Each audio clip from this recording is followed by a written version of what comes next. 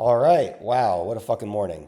So, I don't have a time to do a really long thing here, but I just believe that the market's getting this incredibly wrong. Um, not much has changed from what I said in my last YouTube. Um, Here's the facts, okay? The stock's trading at half cash now at 620 in after hour in pre-market, excuse me. Um, they've already met with the FDA, and so there's no gating factor to them filing an NDA. They've already done their pre-NDA meeting.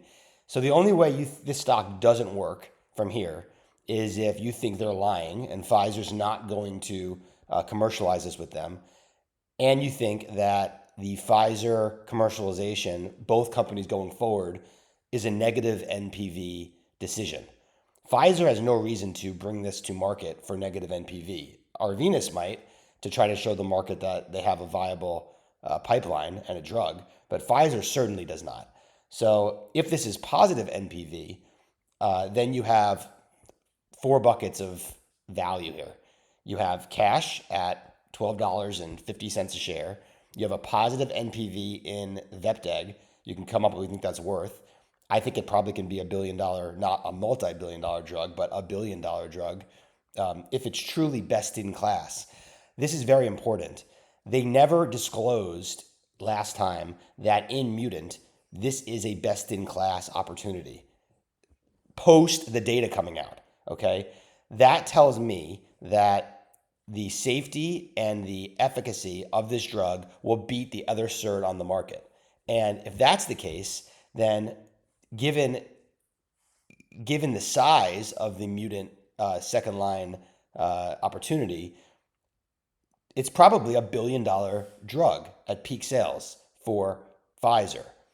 Even if you just assume it's 750 million, let's say, and they could drop into their sales force, what is that worth to Arvinas in an NPV?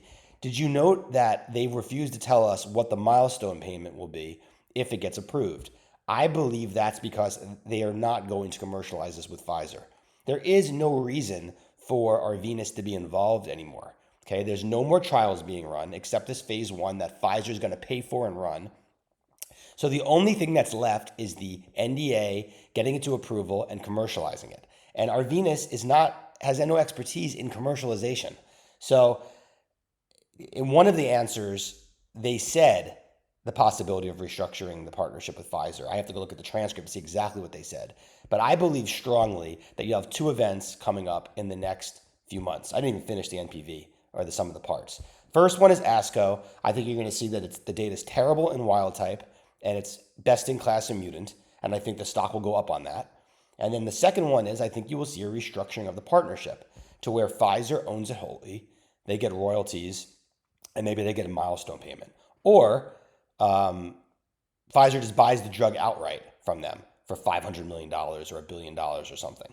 And then you have this ridiculously overcapitalized company with a Novartis partnership, a Pfizer partnership, and phase one assets that are not worthless. Okay. Their pipeline does have value. It's not the same thing as other zombie biotechs. So at 630, you get the four things. You get the Novartis partnership, you get the Pfizer partnership, you get 1250 in cash, and then you get all the phase one assets they have that I think do have value.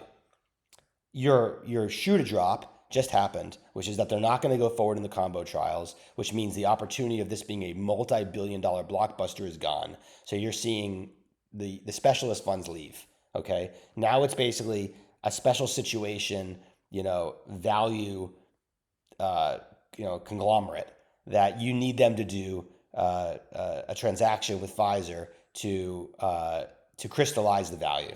And I think you will see it because no one will say that it makes any sense for them to co-commercialize this when Pfizer has a whole sales force already. Okay, there's no reason why they will do that. It won't be in their best interest. They'll still keep all their jobs. They're just going to have a much better financial profile than having to roll out a commercial strategy. So I bought a lot of stock here. I more than doubled my common position, and my options, of course, are decimated, but they're July options, and I own October and December's.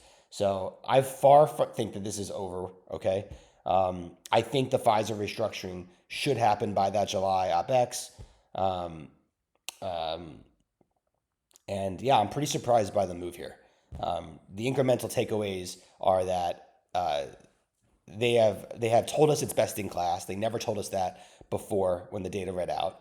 Um, we know Pfizer's committed to it, or I mean, the market probably doesn't believe it, but I don't know why you wouldn't believe it after that phone call. And they've already had the NDA meeting with the FDA, and Pfizer said so 2 days ago. Um, and that the offset of the sole negative is that they're not currently going to go forward with the phase 3 trials, which removes potential billions in sales 5 years from now. I don't know how much of that was in the stock in the first place when it was already trading at a negative EV. So you also have no risk of any kind of capital raise or anything with the cash runway through the end of 2028. And you have, again, the potential Pfizer restructuring that would extend the cash runway even further with multiple phase one. They have three different unique phase one assets that all can be, blockbuster drugs. So, yeah, I think the market's getting it incredibly wrong.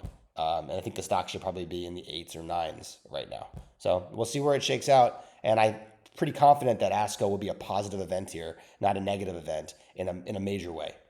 So that's where I am. And today's going to suck. Hope everyone has a great day. Bye.